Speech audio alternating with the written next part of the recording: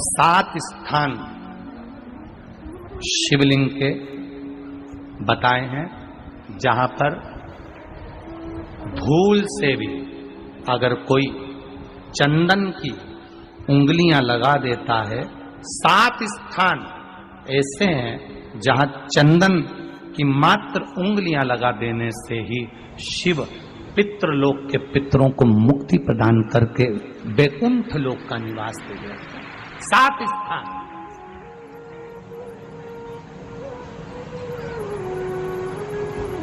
और वो 7 स्थान जो चंदन के बताए गए हैं, पहला भगवान देवाधिदेव महादेव के शिवलिंग पर चंदन का लेपन। समझ लेना जरा बहुत अच्छे से।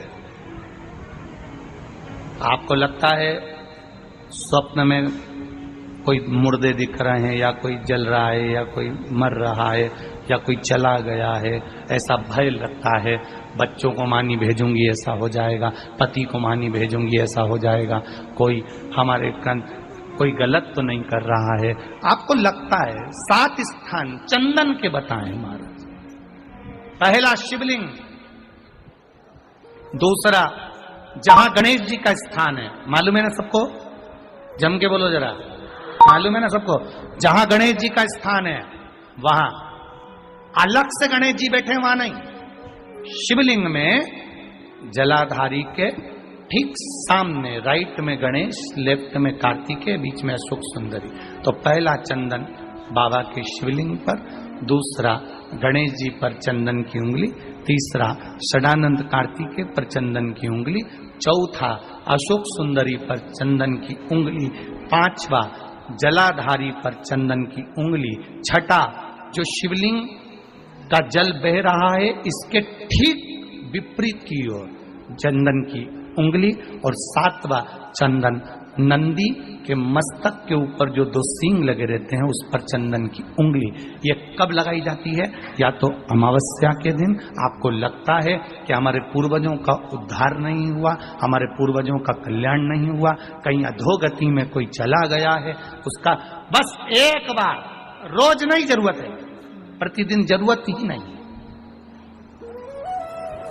महीने में एक बार अगर अमावस्या के दिन भी आपने चंदन के थोड़ा सा चंदन अगर मेरे देवाधिदेव महादेव को 7 स्थान पर समर्पित किया है। अशोक यहाँ पर वर्णन कर रही है, मैना, धन्य और कला की कथा कर रही है। तीनों ने सनकादि ऋषियों से मांगा। चंदन भगवान को अति प्रिय होता है, और चंदन ही एक ऐसा होता है जो पितरों को भी प्रिय होता है, जिसका स्पर्श मात्र लगने से पूर्वजों का कल्याण हो जाता है, वो चंदन का। अमावस्या के दिन जो नदी, तालाब, बावड़ी, कुआं किसी भी एक जगह पर अपने पूर्वजों का नाम लेकर शाम के समय पर दिया लगाएगा, ये मेरा विश्वास रहता है, उसके लिए कुबेर भंडारी भंडार जरूर बनेगा, पितृ भंडार जरूर बनेंगे। अवश्य तुलसी की लकड़ी पानी में घुमाकर, लकड़ी नहीं हो तो माला तो होगी ही, जल में भ्रमण कराकर, जल में घुमाकर, तुलसी की लकड़ी को जल में डालकर स्नान जो करता है, मात्र घुमाना है, लकड़ी डालकर नहीं रखना है, घुमाकर अपने पूजन वाले स्थान पर रख लो, या पानी में पहले से घुमा लो, उस पानी को ले जाकर डाल दो। अमावस्या स्नान जो जीव करता है, शिव महापुराण की कथा कहती है, जितनी वर्ष में सोमती पड़ती है, सोमती अमावस्याएं पड़ती हैं, शनिचरी अमावस्याएं पड़ती हैं, सारी अमावस्या का पुण्य उस जीव के खाते में चला जाता है। तो अच्छे से ध्यान रखिएगा, आप ब्राह्मण को भोजन कराएं ना कराएं, आपने धूप छोड़ी ना छोड़ी वो पता नहीं, गाय को रोटी दी ना दी, स्वान को भोजन दिया ना दिया, कौवे को भोजन दिया ना दिया, चलेगा।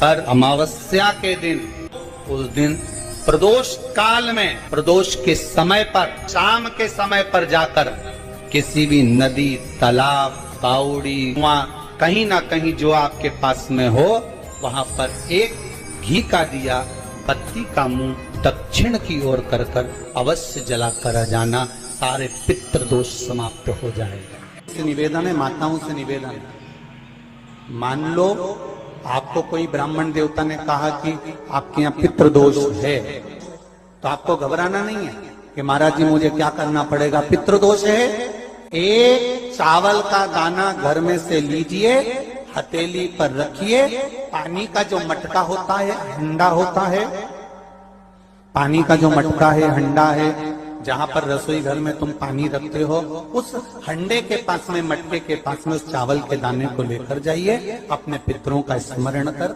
स्वधा स्वधा स्वधा स्वधा स्वधा 5 बार बोलकर शंकर भगवान की शिवलिंग पर, तुम्हारे घर में शिवलिंग हो तो घर में, और अगर मंदिर में शिवलिंग हो तो मंदिर में, उस चावल के दाने को चढ़ा दीजिए।